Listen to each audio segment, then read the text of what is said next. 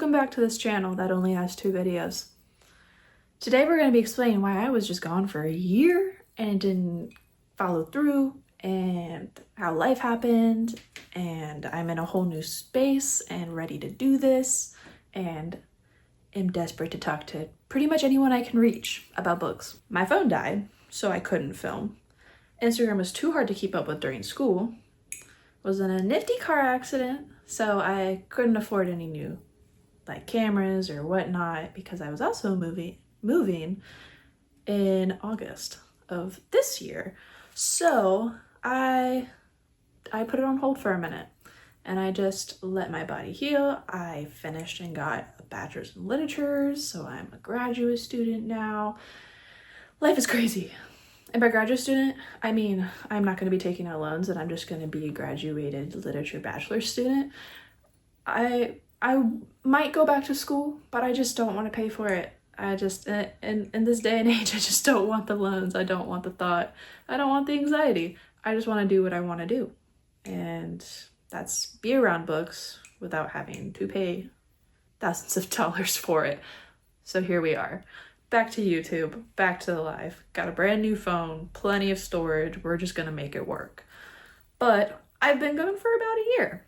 I only had 2 videos posted, so there wasn't too much commitment, but I lost a whole year of talking about books. So there's going to be a few videos coming up, one of which is going to be today's. So I'll be going over what I'm reading right now, what I plan on reading soon, kind of like where I am book buying, where I am with my home situation for where I put my books and everything. It's going to be a good time. So without further ado, we're gonna get into that, and then I'll explain how we are gonna talk about everything that I've read this year so far, which it's a lot, but it's been great.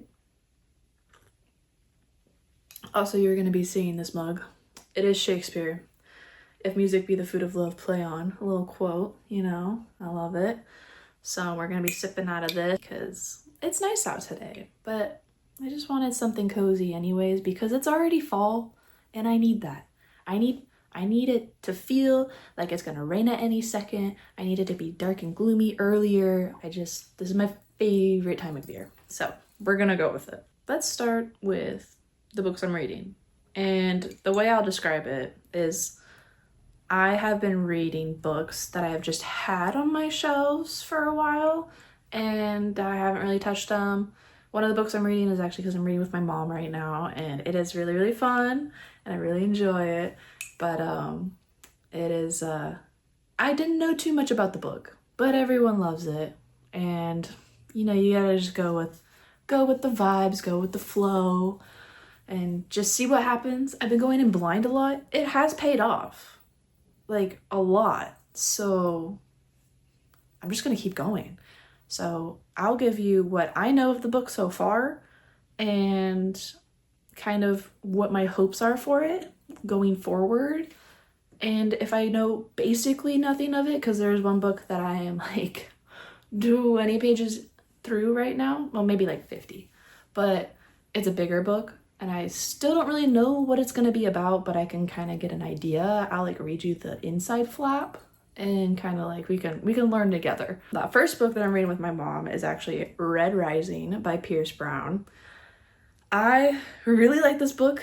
It's banged up. It's a used copy I've had on my shelf for, I want to say 3 years, a long time. Let me put this down. It's a little delicious, but now it's time to talk about books. I am 152 pages into this book, so me and my mom have gotten through a lot of it. She's actually ahead of me right now because I have a rotation of books, so I kind of go back and forth, and I have been using audiobooks to keep my attention span where it's at because I've been really busy. My brain's in a million places. There's a bunch of things going on right now, so it just helps me stay on track. But I don't listen to audiobooks unless I have the physical copy of the book so that I can still annotate if I want to. But yeah.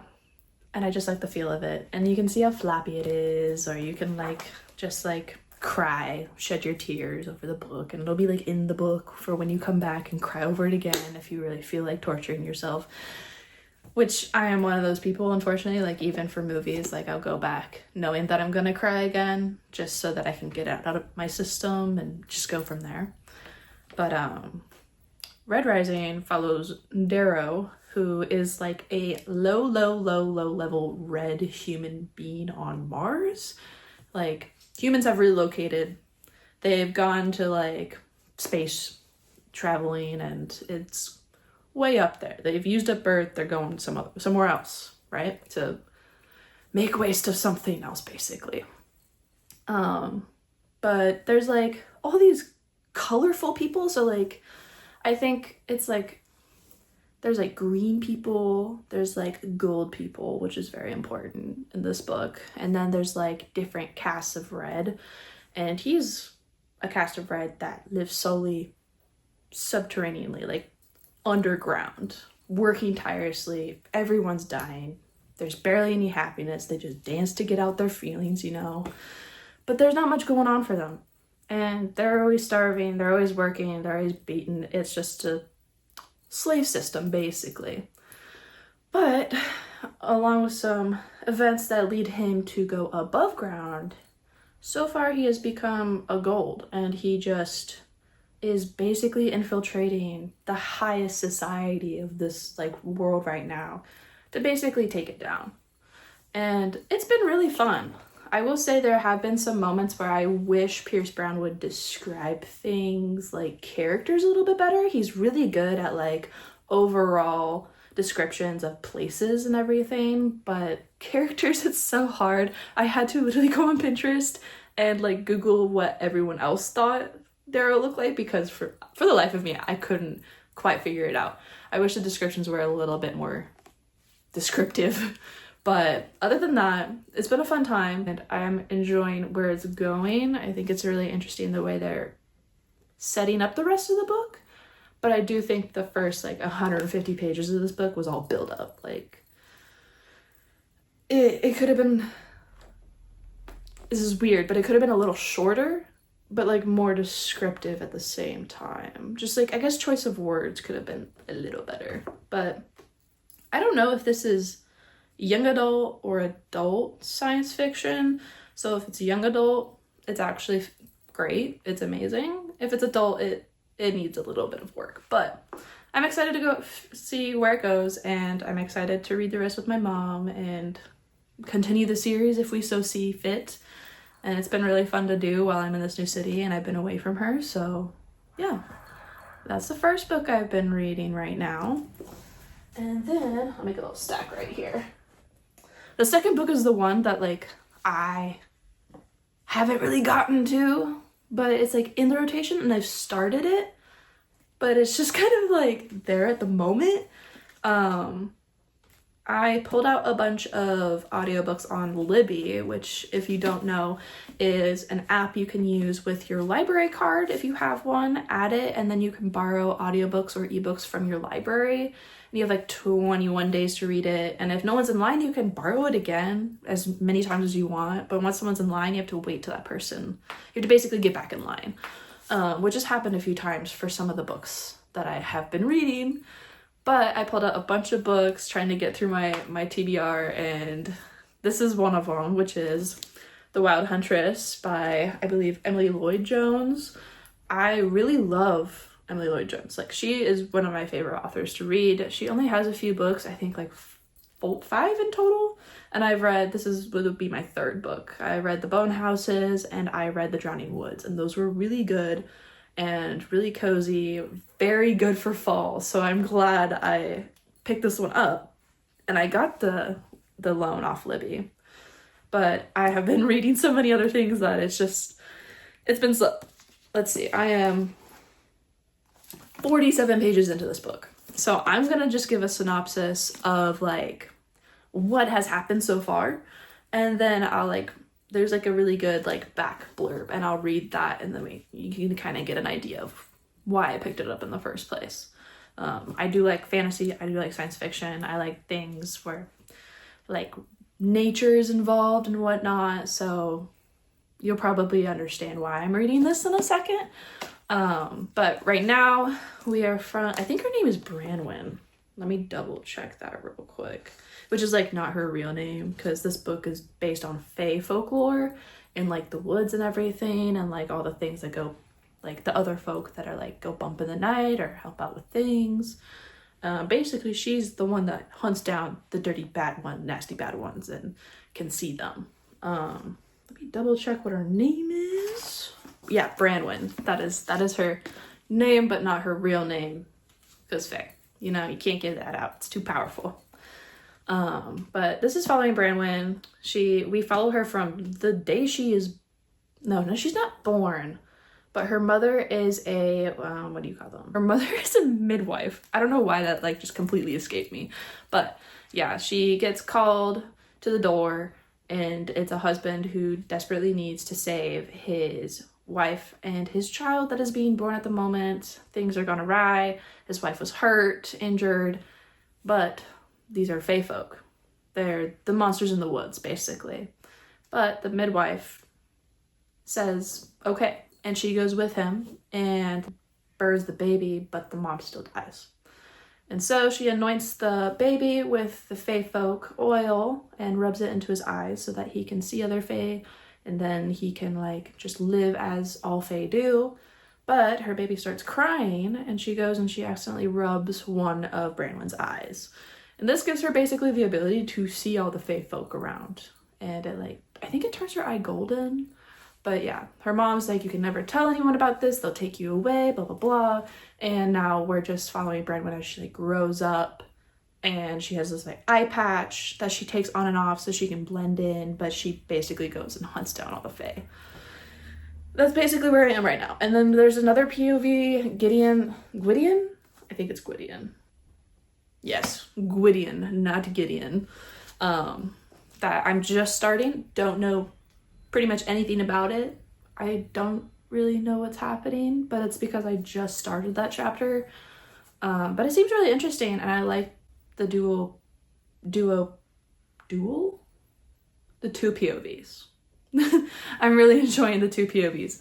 But again, I haven't really read too much of it, but it is giving like what her other books have given me so far. I like the whole element of like the woods and the fae or the supernatural, and like how humans play into that. And then there's always like a small political thing or like a kingdom king and queen thing, and like there's a rebellion of some sort, but it's like very minimal. Like I would say it's like a corrupt king and he's doing things and he ends up dying, but like it's just small things, but it's not like a huge war or like huge political scheme or anything. Ow, Jesus. My bookshelf just took me out. But yeah, so that's that one. I want to read more of it. I'll probably read more of it tomorrow because I want to finish the other book I'm going to talk about today. So we'll see if I get to that. I'm doing a lot of filming for you guys today, and then I had a few errands to run. I have 0 groceries because I'm at home for a week. So we have to go grocery shopping and plan for the week for work and meal prep and all that. But yeah, Wild Huntress. I will read the back for you so that you can get more of an idea from what the author wrote than what I said. Yeah. Every 5th year as harvest wane, 2 kingdoms meet in wooded domain, and those who cannot hunt nor slay belong to your king for a year and a day. Kings and beggars trust to your aim, for in the wild hunt all are fair game. I do remember that now. That is a tiny detail that I forgot about, is she finds like a dead, well, just the bones of like a noble, and he tried to, as just a human, join the wild hunt, which I guess is a game or some kind of tournament. And she was like, well, that's stupid, but I don't know if she's gonna join it or not. It kind of seems like that's where it's gonna go. So, the wild hunt. Let's see. And then I have one that is like completely different. It's just fiction. I've been really enjoying like books about bookstores or books about just like simple life pleasures, dealing with some like growth as a person, dealing with like the passage of time, dealing with just human daily stresses or like anxieties about time going by, aging, not quite being where you want to be, because I am nowhere where I thought I would be. But I am also really enjoying it. But I also have my moments of insecurities, and I wonder if I could have done anything better, and this just kind of like ties into that a lot, I want to say. I really want to ruminate over my own actions and the way I move forward as a person. So I've been thinking a lot about, you know, what I really am passionate about, what I really want to do moving forward, what the next 5 years may look like, what are the big things that I want to say when I'm like 90 that I did, you know, because it really passes you by. I never thought in a million years I would already be at the point where I have a bachelor's and I'm graduated from university, and it's crazy. It's crazy. It just flies by. I think even the other day I literally found a gray hair in my hair and I like freaked out, but stress does that to people. So we just gotta relax about it, call it pretty at the end of the day, just let it live its life, you know, all natural. But because I've been feeling this tiny existential crisis, basically, I picked up, I'm gonna totally butcher this, and if I do, I so apologize, but it's Welcome to the Hunamdong Bookshop by Juan Borium, I think. I really like this book so far. This is the book I'm like the furthest in. I'm on page 147, which is like about the halfway mark, you know. And I don't know why, it's exactly what I needed to hear, because not only is it someone running a bookstore, which I've wanted to do since I was tiny. I mean, I have roommates, and I begged them to build a library in our dining room because we have a dining table in our kitchen. So I have a whole room for my books, and they've been so sweet about it. We have little library cards. I've always wanted, like, either to work in a library or have a bookstore or have somewhere where like people can come and figure out their lives through literature. This is basically that. And we follow two people, I believe, Youngju and what is the man's name? Started with an M. Oh, Minjun. And we follow them. He's a barista part-time after graduating, not figuring out, like, he's just going through all these applications, trying to get like the big job after becoming a graduate, and he's being rejected, and he goes through interviews and applications, and it's just no one seems to want him, and he worked so hard, and it's not like he's a like silly individual, not smart, you know, he worked rigorously, and he felt like a complete disappointment, and one day he just decided, I'm not going to feel this way anymore. And he just started living life to live life. And he walked across Yongju's bookstore. And she has like a little coffee section of her bookstore and needed a part-time barista. So there he is doing coffee. He has the roaster comes in for their beans, and his I believe his or her name is Jimmy. And he's just like getting to know all about beans, all about flavor. He's changing like the dynamic of like notes for the coffees, and he's getting really good at it, while also just figuring out what he wants to do, what he's passionate about, what he wants the rest of his life to look like. And so is Yeonju, and she's just trying to make this bookstore the most safe space of all time.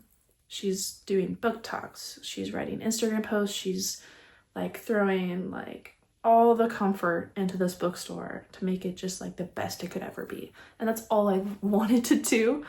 But the reality is finances don't come by that often. Moving to a new city makes you broke, and it's a lot. So I'm letting this be like my beacon of light right now. And I'm just really enjoying just the comfort it brings, and I want to see how the characters grow and how they answer their own questions so that I can possibly answer some of mine, I guess. So I do have that, and I want to finish it today because I don't know, it just feels like the right time. It's my day off. I have a whole day to myself, which is really nice. And it just feels like I could use some more answers. And I think I always will. And I think that's why I love literature, is because they give you more questions and then you get some answers so you can like move on to other things. But I literally think sometimes life is just about asking questions and then just educating yourself until you've answered them and gaining more questions from it in the process. So I have this trusty third read that I'm reading right now. And yeah, it makes me want to open up my own bookstore now, but there's no way to do it yet. Yeah, so with that, those are the 3 books that I'm currently reading right now. And I'll probably have 2 by the time I'm done with it. But there are a few more books I want to try to get to by the end of the month. It is already the 16th, but I am dedicated. And I've had a lot of like downtime after work. I started a morning job, so now I have like a lot of evening time to just like reset, rewind, relax. I made my room really cozy, so it's been a really nice time. And I've been making more time for reading, so I just want to continue and not let it fall off again or hit another slump, because I have a lot of books that I need to get through. Now we're gonna get into the books that I want to read this month. I have 3 audiobook apps, I believe. So I had an Audible subscription for a little bit. The price was silly just for one audiobook, and the pricing for all the other ones, even with their like 15% discounts, very expensive. So I stopped buying the subscription, but I still have books on it that I haven't gotten to. And so they're just waiting on my app to read. But I stopped that subscription completely, and I switched to Everend, which is $16.99 a month, and you get 3 unlocks basically a month. And there's like some unlimited ones where you can just read them off of there. But they've been adding way more books on there so that you can get the subscription, you can get the passes, and you can basically make your own tiny little library. But 3 instead of just 1 is a lifesaver, especially when Libby doesn't either have your book or it's gonna be like several months. Like I hate it when I just really want to hear like a voice inside my head and like keep me like on track for like a book that I've been really wanting to read, and it's several months when I go to like check it out and put it on hold, and I'm like, maybe like a couple, like 2 weeks, yeah, but several months. Well, that's silly. So when that happens, I go to Everend and I unlock it if I can't find it on Libby. So it's like a little bit of a process. But I still have a bunch of Libby holds that I need to finish because they're going to expire soon. 2 of which is 2 of the books I'm reading right now, but there's a few other ones as well. I have been rereading and finishing the Crave series by Tracy Wolff. And I just got the last loaned book called Cherish. So I have that on my TBR for this month to just finish this series. I started it in high school. I think high school. Maybe community college. Like my first year, like around 2020, I started it. And I really enjoyed it. I thought it was like, this is young adult. This is just for pure enjoyment purposes. Like I still get attached to the characters because I will never not get attached to the characters unless there's like really nothing to get attached to. And at that point, why am I reading it? But I just really enjoy these books. Sometimes you can definitely see everything that's going to happen. Sometimes it surprises me and it's just a good goofy time. But these books are thick. I think Covey was like 707 pages. Like they're chunky, and that's why I didn't finish them initially, but I just really wanted to for like the fall reading. So last month I kind of took them out, but this is the last one on the list. But basically, if you don't know, I'll give a synopsis about like Crave in general. I don't really want to get into what this book is about because it is the last one, and I believe 1, 2, 3, 4, 5. This is the 6th book, end of series. But again, chunky, so it takes time.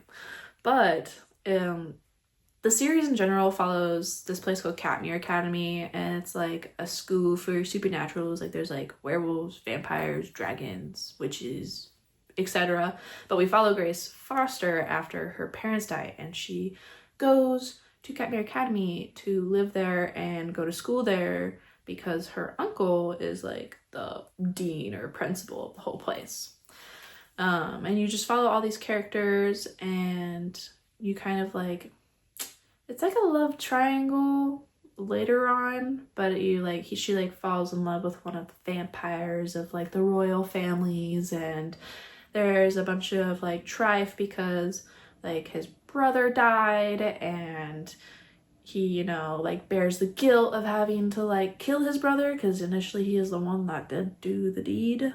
And it's basically her staying in the dark for a lot of it, and it kind of like backfiring on everyone who wants to protect this human in the school because everyone wants to kill her. Everyone. Which I just think is just a goofy, fun time. Like, it's so dark, but like, because of all the things I read, it's just like so young adult and just so like on brand for this kind of fantasy. So I just really enjoy it. But yeah, so I'm on the 6th book right now, and I have met characters have died, things have happened, things have changed, and I've just enjoyed the journey, and it's almost done. And it's on Libby. It's almost over, so I'm just gonna call it what it is and finish her up. I'm gonna do that this month. If it's anything, this is the book I'm going to end this month with. Even if it takes me the rest of the month, because, I mean, I don't even know how many pages this one is. It is 564 pages. So it's going to take me a minute, because the other books, I'm like 100 pages in, and it's been like a week. But, I don't know. I want to dive into some reading today, so maybe it won't be that bad. But yeah, so that's one of the first Libby audiobooks that I have that I want to get through this month. Basically, those are like the priority, is getting through my holds that I have so that people can borrow them and I'm not holding on to them anymore. I like, the best feeling in the world is when I return something early, because then I'm that person that's just like really rushing that lineup. It's just like going, and people are getting excited because they're getting something they thought they were going to get for months, but I got you. Sometimes I got you. But the second one is The Serpent and the Wings of Night by Carissa Broadbent. I have had this on my shelf since it came out, and I haven't touched it. Mainly for like nerves that it's not gonna be all that it was hyped up to be. I got really nervous, and you know, I found it on Libby and I was able to borrow it, so I was like, I'll put it on my list, I'll put it on the borrowed, and then like I have to read it. I have to get to it. I remember reading the back when it first came out, but then I remember just like completely forgetting what it was about and just letting it sit on the shelf and like simmer, and just be this like thing that I browse my shelves for and just happen to stumble upon again. It's the way I like to do my business.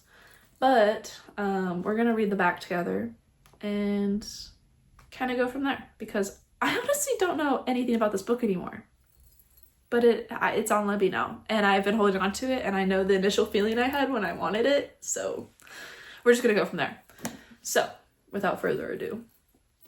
Human or vampire, the rules of survival are the same. Never trust, never yield, and always, always guard your heart. Pretty standard, all right. The adopted human daughter of the Nightborn vampire king Oriah carved her place in a world designed to kill her. Her only chance to become something more than prey is entering the Kajari, a legendary tournament held by the goddess of death herself. Well, I like that part. I like me a good tournament. But winning won't be easy against the most vicious warriors from all 3 vampire houses. To survive, Oriah is forced to make an alliance with a mysterious rival. Romance, come on. Everything about Rain is dangerous. He is a ruthless vampire, an efficient killer, an enemy to her father's crown, and her greatest competition. Yet, what terrifies Oriah most of all is that she finds herself oddly drawn to him. Of course you are. But there's no room for compassion in the Kajari. War for the throne of House of Night, Bruise. Oh, excuse me. I don't know how to read punctuation, I guess. War for the throne of House of Night brews, shattering everything that Aurora thought she knew about her home. And Rain may understand her more than anyone, but their blossoming attraction could be her downfall in a kingdom where nothing is more deadly than love. Okay, I'll probably enjoy that. I'm actually excited to get to that on Libby. That's gonna be fun. Let's move forward, because honestly, there's more. But I'm excited about that one now. I do like a good tournament. I do like romance and fantasy, or romantasy. So, I mean, that's like most of my collection. Next one is completely different, and I do know what this one is about because I just recently bought it and immediately borrowed it on Libby. So, this one, I've been really, really enjoying Haruki Murakami. I read Kafka on the Shore last month, and before that I read one of my favorite books by Murakami now, which is Hard-Boiled Wonderland and the End of the World. That book was 0% of what I thought it would be, and everything I needed it to be, and will be tatted on my body somewhere soon. Hopefully. No, probably not soon, but like someday.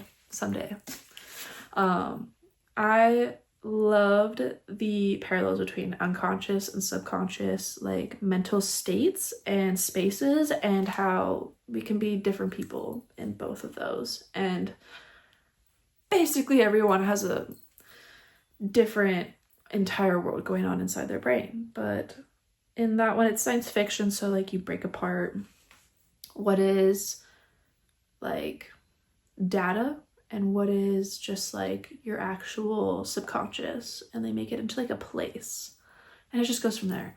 And it's so whimsical. It reminds me if Alice in Wonderland was science fiction and you're just jumping into the rabbit hole. It's so good. But I thought that was it. I thought it was a standalone. I thought there was nothing else that could go into it. I was like, God, I need to reread it immediately. But then my wonderful boyfriend took me to the bookstore for my birthday. He actually took me to 3 in one of the new towns he moved to, and we got to explore them together, and I got a book from each place. And that was like my present. One of them, oh my God, was The City and Its Uncertain Walls. I had no idea that this book would ever exist, but it follows the same town and different characters, but like the same concepts. And I was like, I get more? Are you kidding? I was so excited. But here we're following a couple, and she is in the town in the subconscious, and he goes, to his subconscious to reach her and basically have her remember who she was so that they can be in love again. Need I say more? The rest, I don't want to know. I'm going in blind because I need it to be the same experience as the first book. Like I need to also read this month. These are like my top 3 need to read next books because I just need to get through them, and one for just fun, one to finish a series I've started 5 years ago, and because this has to be read, it's gonna be so good. But here's the back little blurb because I really enjoy it, but you shouldn't know anything else. You should, honestly, I hope and wish that you go into this book and Hard-Boiled Wonderland and the End of the World completely blind, because it's gonna throw you around. There's like so much that happens in the book that you're just like, why is this here? But like it does work. Some of it's weird as all heck, but it just works. So, truth is not found in fixed stillness, but in ceaseless change and movement. Isn't this the quintessential core of what stories are all about? And that's basically what they dive into the whole time, but it just follows this like little couple, and it's so good. I'm so excited to read more. But so those are all my Libby holds. And I'm crazy. And sometimes I go on binges and I read like a book a day. Don't ask me how. I honestly couldn't tell you. Part of me feels that it's a lot of caffeine and caffeine. A lot of caffeine and a lot of time on my hands, and audiobooks that are at like 3 times speed or something, where like I'm just like my eyes are just flying through the pages, and I'm divulging so much information, but like the itch is I cannot put the book down. I don't know. Sometimes it happens. Sometimes I don't touch a book for like 2 weeks. It's chaos here, but we like it. We like it a lot. But if that happens for the rest of the end of the month, I have a backlist of audiobooks on Everend and Audible that aren't gonna like go away anytime soon, but like I've been meaning to get through them and just like finish them so I can like go through the rest of my library and have a different system for like picking up the next few books. And some of them are just, they came out and I don't know a lot about things, but it sounds like exactly my cup of tea, but it also scares me, but I also want to read it. So like one of the books is like that. The rest are just like, they were on Everend and I have them unlocked and I should read them because I have an audiobook for them and I don't have to wait. So let me take a sip of this. And then we can get into it.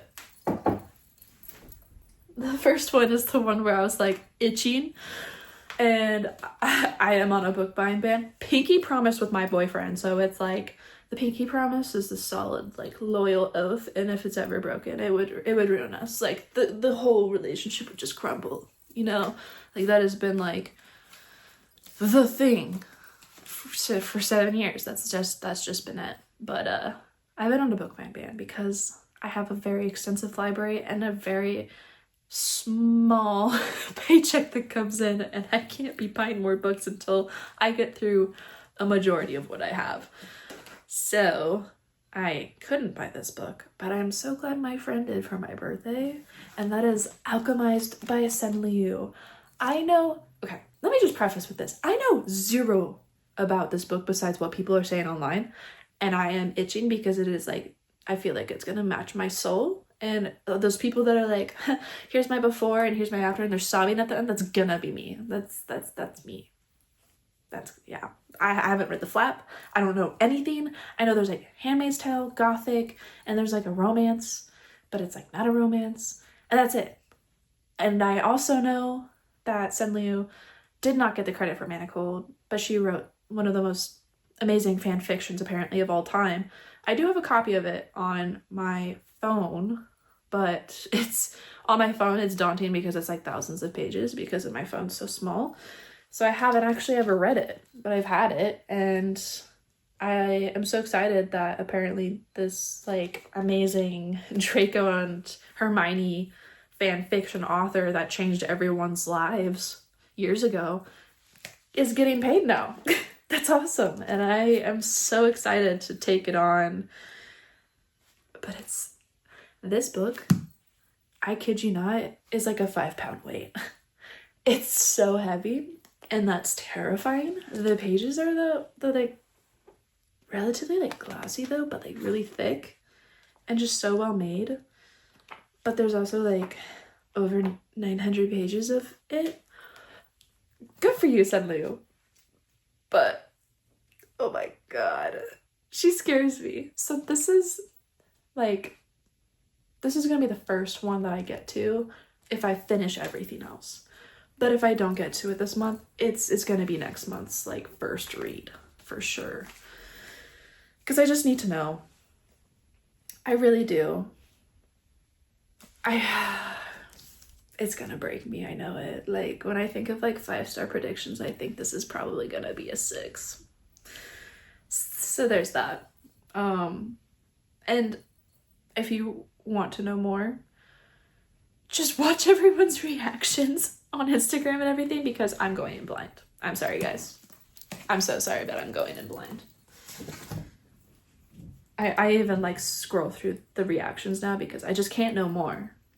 I need it to be just like, I need it to wreck me. I need to be sobbing by the end of it.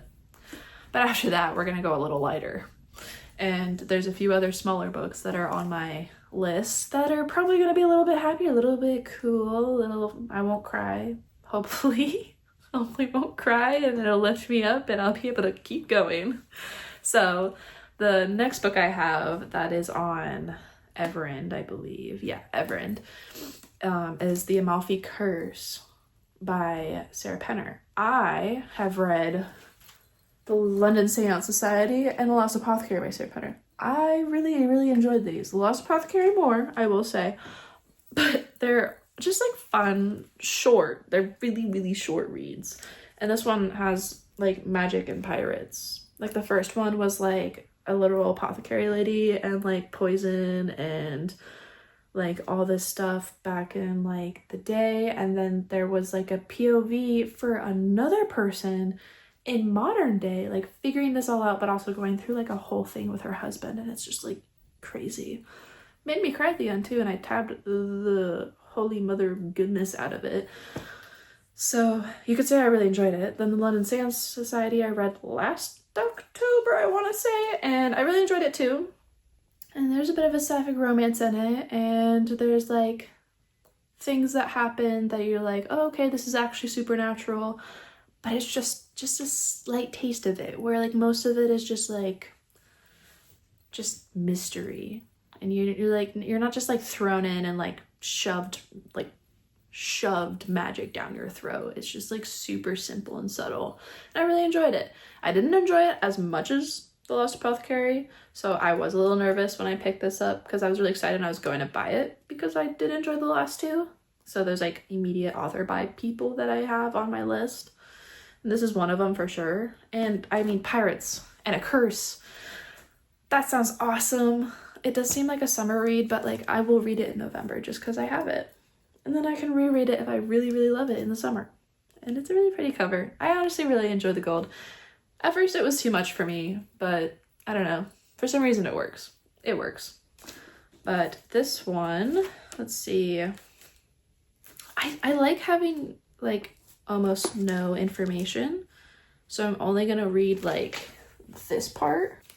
Powerful witchcraft, a hunt for sunken treasure, forbidden love on the high seas, beware the Amalfi curse. Like, absolutely sign me up. So, way shorter. Look, the size difference is crazy. Way, way shorter than the other one. So it'll be like a nice little like refresher to get back into the rest of the reading journey. Next, I also have, I believe this is also on Everend, I have Anne Freistat's What We Harvest. I picked this up also when it came out, which was 2022. So it's been 3 years on my shelf now. I think of books as like fine wine. Like the longer you let it age, the better it's gonna be. Not always the case, but most of the time for me, it works out really well. Like The Book Thief. I got that book when me and my boyfriend just started dating, and I read it 2 years ago. So it sat on my shelf for 5 years. And that's one of my all-time favorite books of all time. I love it. I love it so much. Like, it made me sob in all the right ways, and it made me want to reread it all over again, which is exactly what I want in my library, is books like that I can go back to and just pick up the emotion I want to feel for the day. So we have that. But What We Harvest has been simmering. So much so that I also don't remember what it's about. I believe this was a cover buy for me.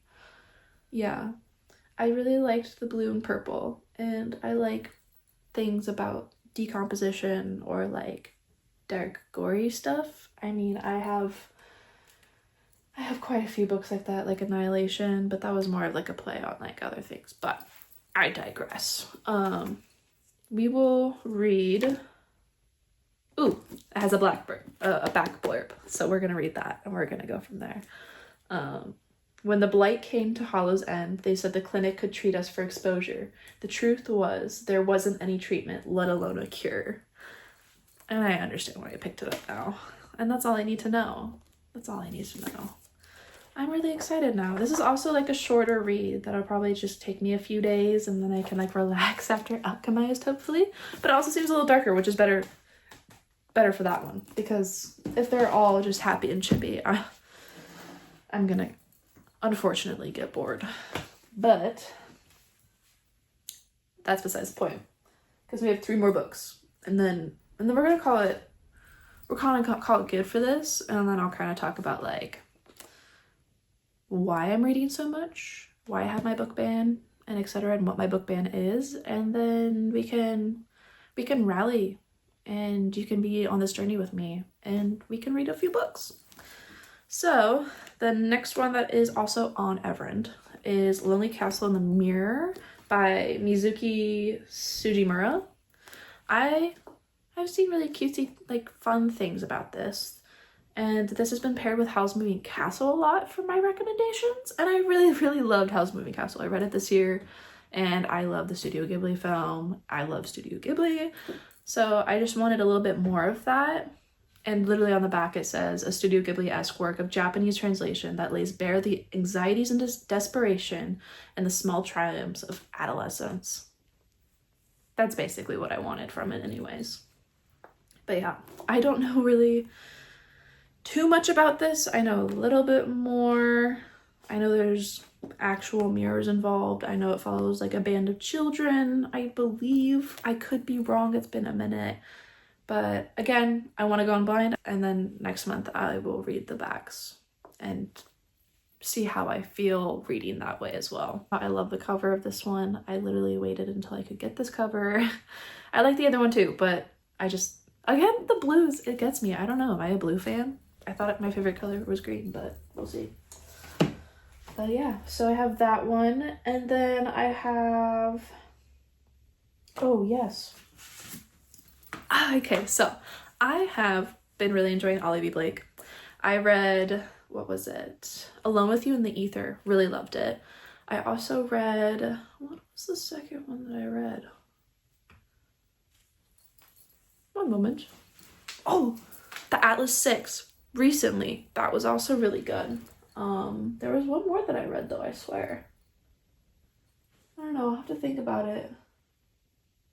But I just really, like, every time I pick up one of her books, it takes me a minute to get to them, but I have a good time. And this one seemed really good, and I got the audiobook for it, so it's called Masters of Death. And this one I know more about, so it follows like a bunch of POVs, like kind of like Atlas 6. But I will read the whole inside page because I knew all this information already. This has actually lived rent-free in my head, but I just like, I've been too nervous to pick it up. It has really pretty edges, actually. Like, really pretty. I love the artwork she puts in her books. That's what I did. I read January's, which is her short story collection, and it like follows, I believe, the seasons. That was also really good. It took me, I think I read it in January? No, March. I read it in March, and it took me all of March because I just really wanted to sit with each of the stories, but they were very fun and magical, very fairy tale-esque. But here is, let me take a sip of drink. All this yapping is making my throat dry. All right, now that we're hydrated, let's read. Viola Marek is a struggling real estate agent and a vampire. But her biggest problem currently is that the house she needs to sell is haunted. The ghost haunting the house has been murdered, and until he can solve the mystery of how he died, he refuses to move on. Fox Demora is a medium, and though he is also most definitely a shameless fraud, he isn't entirely without his uses, seeing as he's actually the godson of death. Continue. When Viola seeks out Fox to help her with the ghost-infested mansion, he becomes inextricably, that is a hard word to say, inextricably, that's how you say it. Sorry, folks. He becomes inextricably involved in a quest that neither he nor Vi expects or wants. But with the help of an unruly poltergeist, a demonic personal trainer, a sharp-voiced angel, a love-stricken reaper, and a few mindfulness-practicing creatures, Vi and Fox soon discover that the difference between a mysterious lost love and an annoying dead body isn't nearly as distinct as they thought. Do you see why I picked it up? Because I see why I picked it up. Plus, I love Ollie B. Blake, so it seems like it has like a lot to it. And I need the diversity in my life at the moment. And plus there's just these like really fun illustrations that Olivia Blake has in like all of her books, and I need more of it. So maybe we'll go on a binge. Maybe talking about all these books is gonna make me just like eat them all up. I really hope so, honestly. But now we're getting to some of the Audible books I have, which, like, the list goes on. These are all, like, honorable mentions, honestly, for this month, and whatever I get to, I get to. The big ones are gonna be in this stack right here, besides this one. That's, like, if I really get to it. But, yeah. This one is really good for October, and I did read Dracula last year in October, and I really enjoyed it. And then I read Carmilla at the beginning of this year, I think in January. So I want to read more vampiric stuff. I've actually read a lot this year about vampires. I don't know what it was. It was just the theme of this year, I guess. But I have Kirsten White's Lucy Undying, which some people love this book. Some people really hate this book. I don't know anything besides the cover is stunning. Like, I love the wolves and the hair and the blood and the red and the pale skin. It's so good. I literally don't know anything else. Nor did I really want to, but I immediately got the Audible audiobook, and I just never actually got into it. It's from 2024, so it's a more recent release in the pile. So it's just if I really get to it. Oh god, those eyeballs. They're like dead, but like they're so blue. And I really wanted to know more like of the POV of Lucy from Dracula, because she was transformed and then we like didn't know anything about it. And I feel like this is just like a what if scenario for this whole book, and I really want to read it. But this is like one where like I'm not as like intensely excited about it.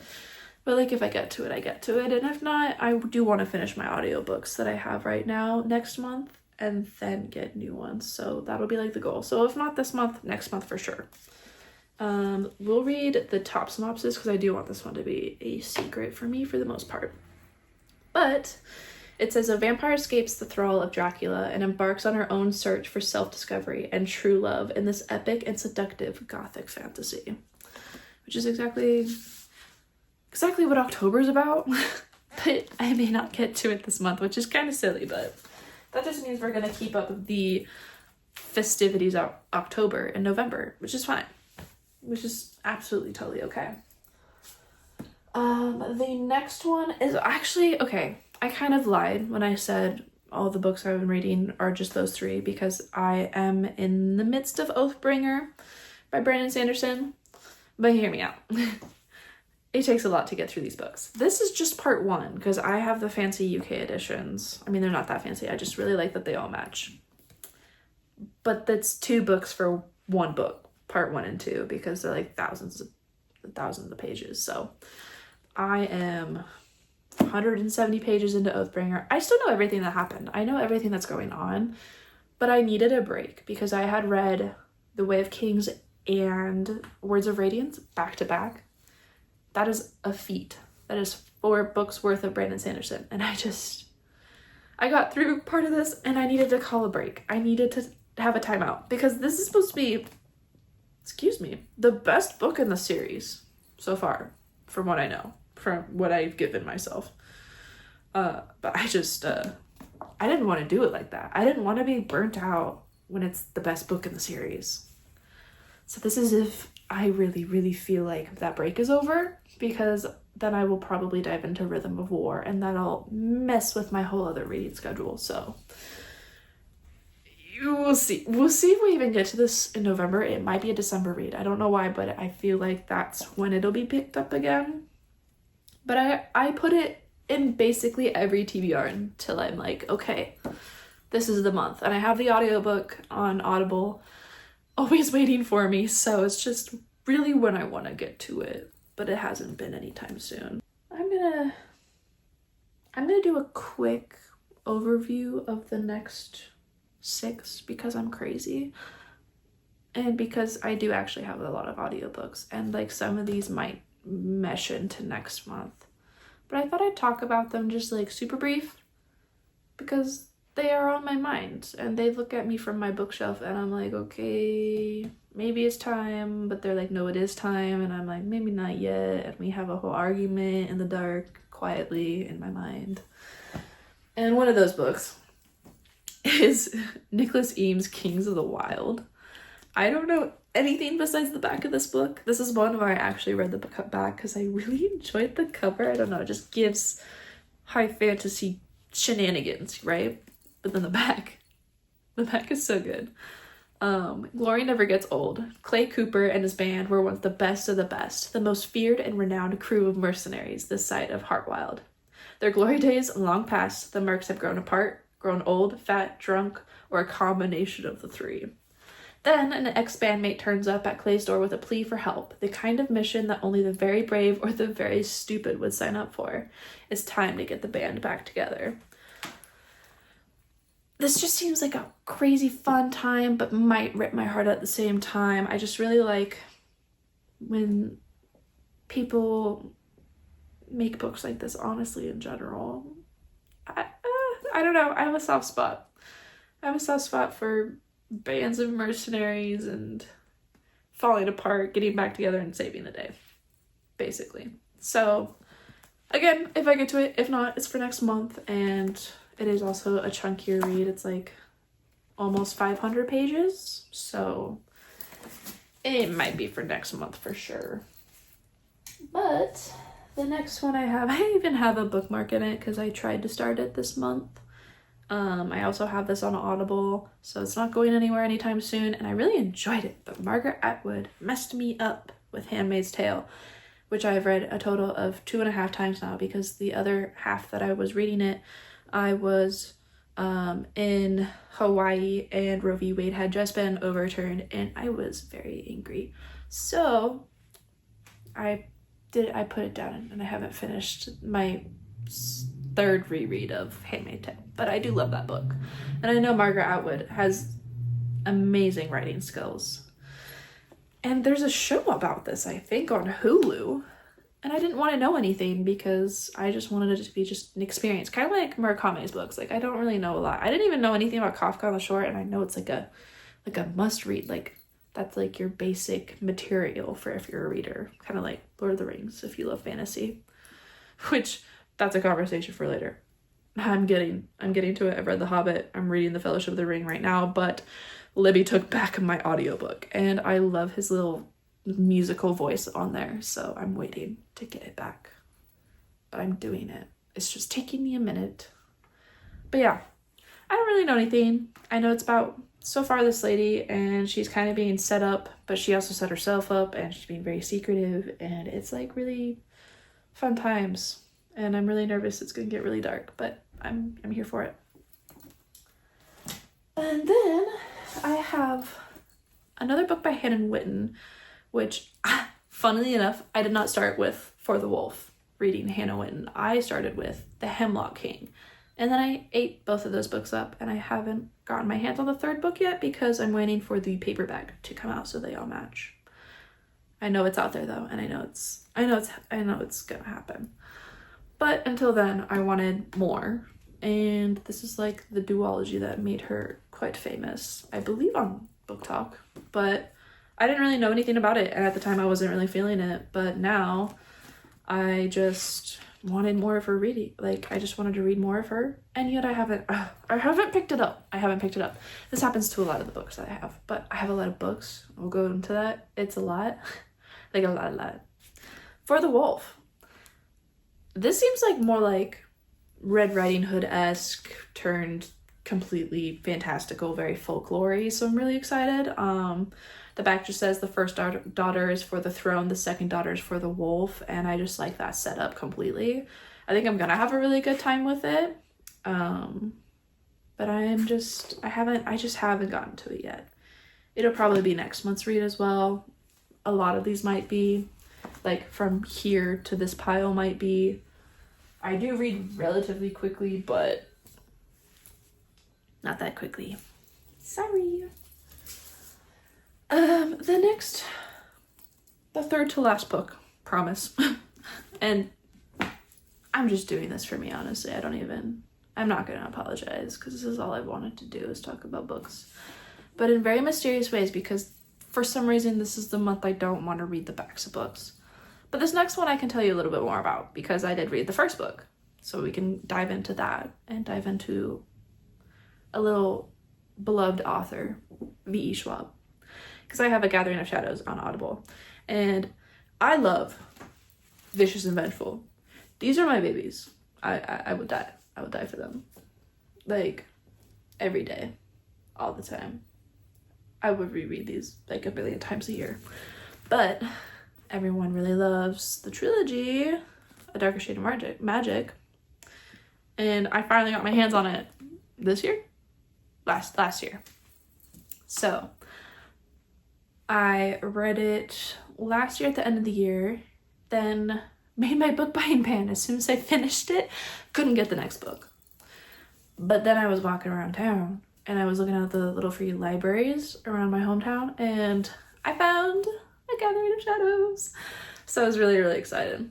And later on, I was scared that the same thing would happen, so I haven't picked this book up since I got it because I didn't want to not have the third book because my book ban is dumb and it's not how it works, and it would take me a long time to get there, and I just didn't want to go through that pain again because I really loved A Darker Shade of Magic, and I knew I was gonna love this, and it was so mystical, magical. And like, I love the idea. So basically you follow Kel and he goes through different Londons with like magic, no magic, and then like almost like corrupt magic. Basically there's like a white, black, and red London, and he can traverse through like all of it. And there's like these corrupt like king and queen siblings, and I think they're in the White Kingdom. There's so much different kind of magic. And then there's another character.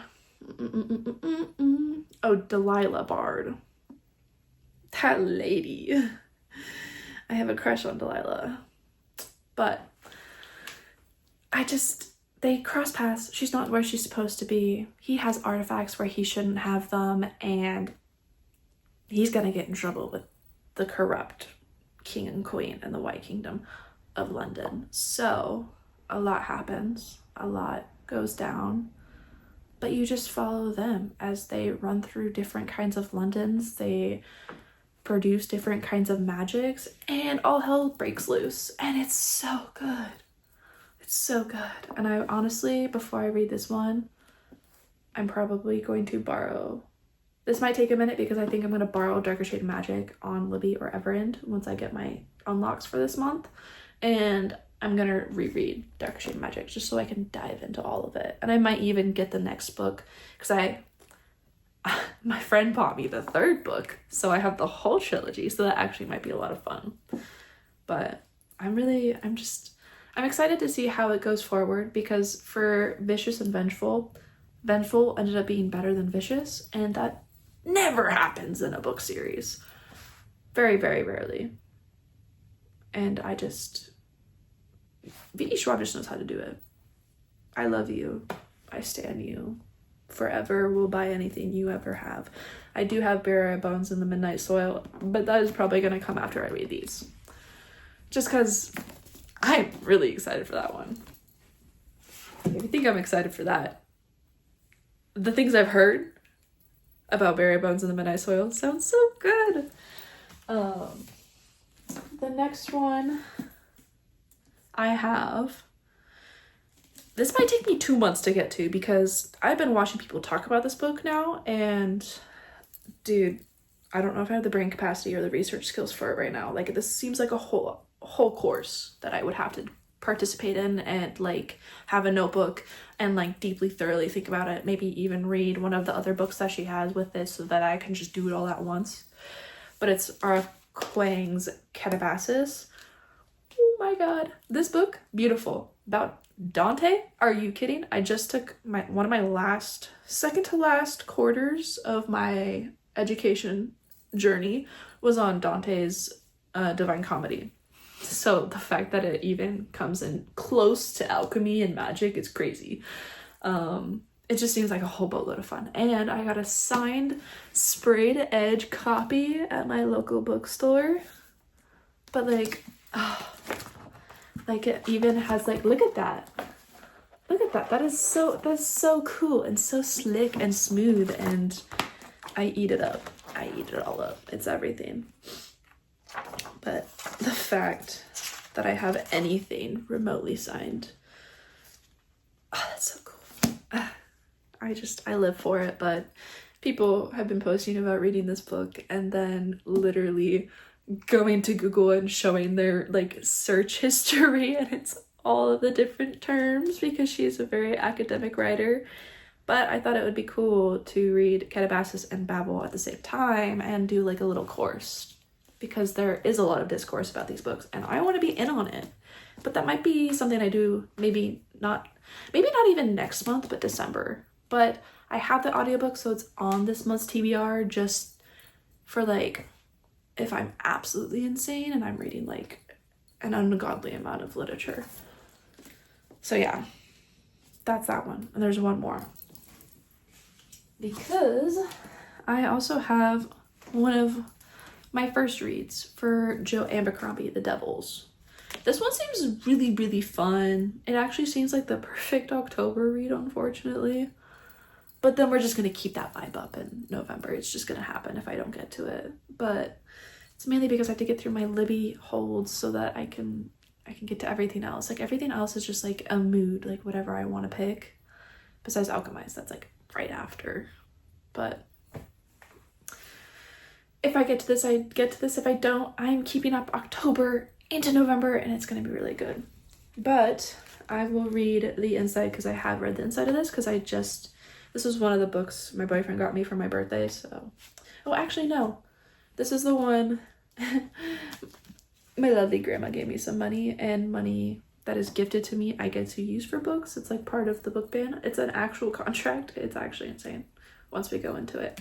But this is one of the books I got with that money, because it was the same bookstore I got The City and the Uncertain Walls in, and I needed that book for sure.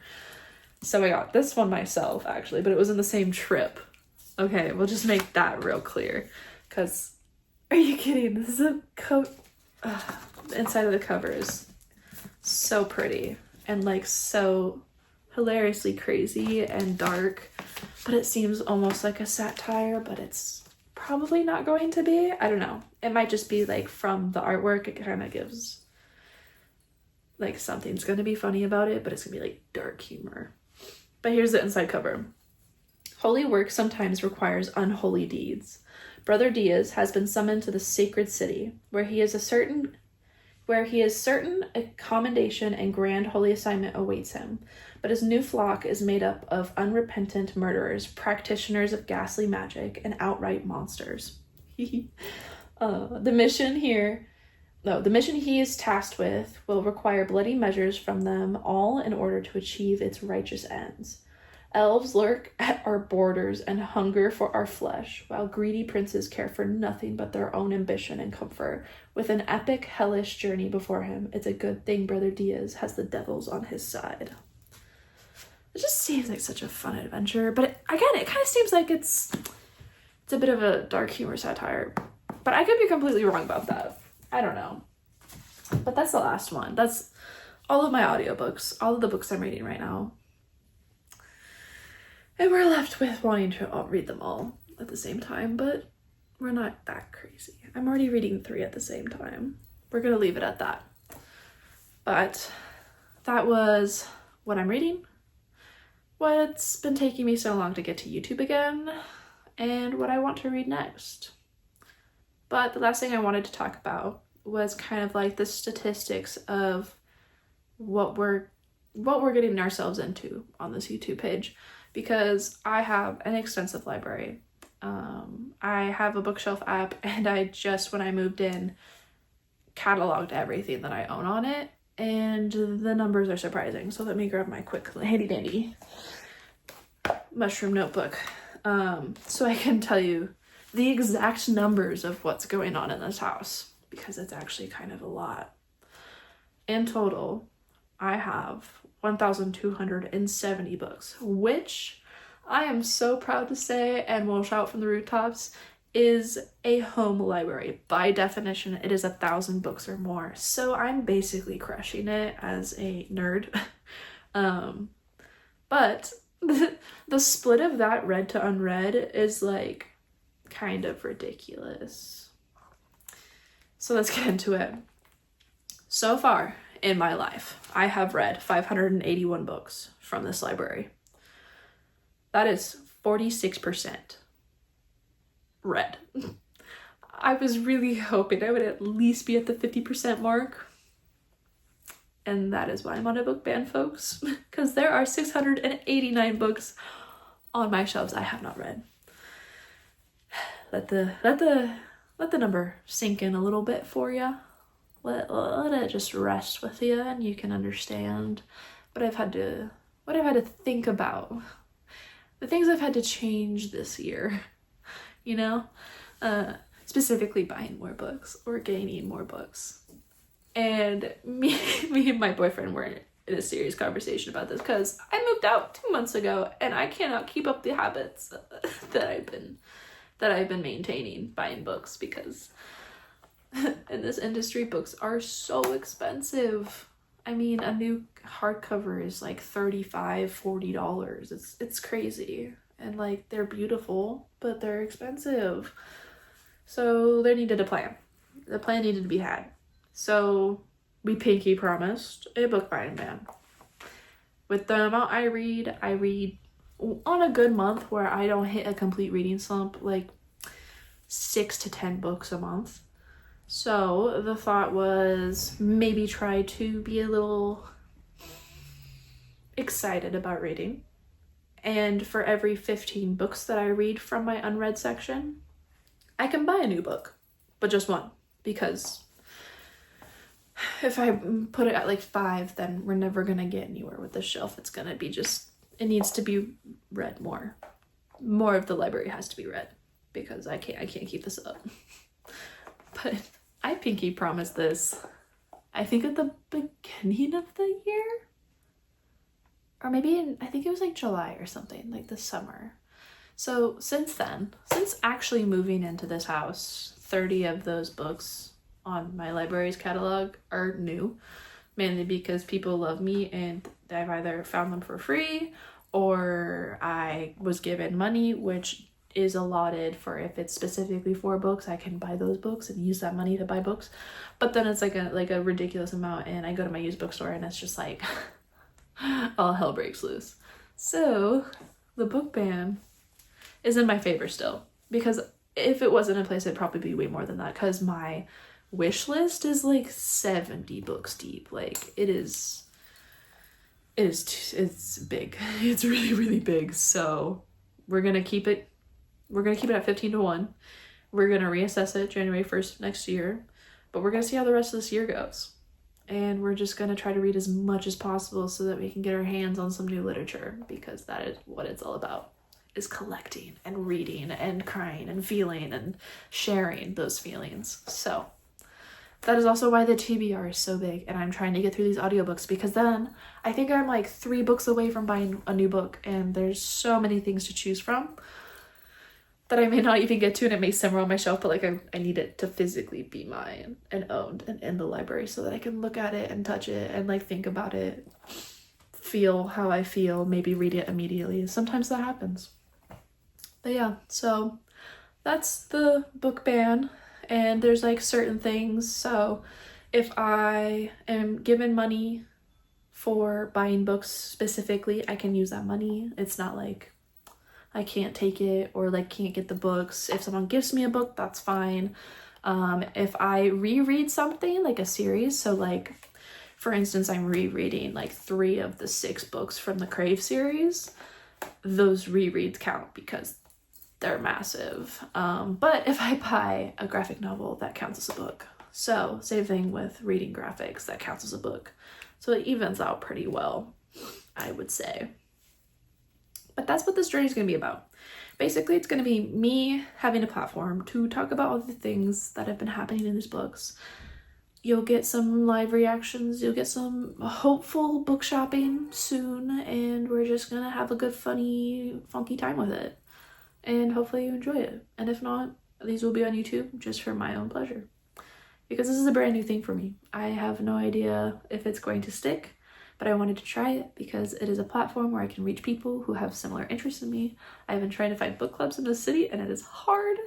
Everyone wants to read things that I'm not quite into as much as they are, and I just want to have the same. I want to find my people. And what better way than YouTube, because I've seen it work for numerous other accounts on here. So here I am, back and ready to do this thing. So the next video you will probably see from me, I'm going to be recounting like each month of reading and kind of discuss like how I felt about those books basically, and small tiny synopsises, but or synopses? How would you even say that? Synopsises? I'm gonna have to look that up. Yeah, I'm gonna have to really look that up. But the next video that I'll post will probably be a recap of what I read January, February, March, and we'll kind of go from there. Because January I only read 4 books, and one of them's a graphic, so it's pretty short, you know, but I was in school for February, March, April, and May, so like the beginning of May. There's a lot to get into because I really had, for being in school for literature, I read a lot of books because the courses were really intensive. And there's some that are going to be not even in this list, actually. I just realized that because, oh no, that's because it was a lot. Some of the quarters meshed together for sure. But I digress. If you got this far, thank you so much for watching. You are always welcome here. It is a safe space. All discourse is welcome. Everyone's reading styles is welcome. It is a no judge zone where I'm just gonna go off about books, and hopefully someday soon I'll have enough interaction where we can all talk about books and I can do some Q&As or something like that. We can interact a little bit more. But you can also find me on Instagram. It's Lily's Hollowed Books, just like this YouTube channel, and you'll see like shorter reels from me, some posts about what I'm doing like around the city, and I want to do reels where I kind of like tell you how much I read each day, so I can kind of keep myself honest and have like a diary of like my reading, because I've been putting it in my reading journal, but at the same time, sometimes like last night I was so tired from work in the morning and I put my fan on and the sun peeked through the like rainy clouds and my like mattress warmer was on and I fell straight to sleep even with my audiobook playing. So sometimes this doesn't quite work, but I think it'd be fun to do like little clips of videos and, you know, share that process with you, because why not, right? So yeah, thank you for enjoying this video with me, and I'll see you again next time. Bye!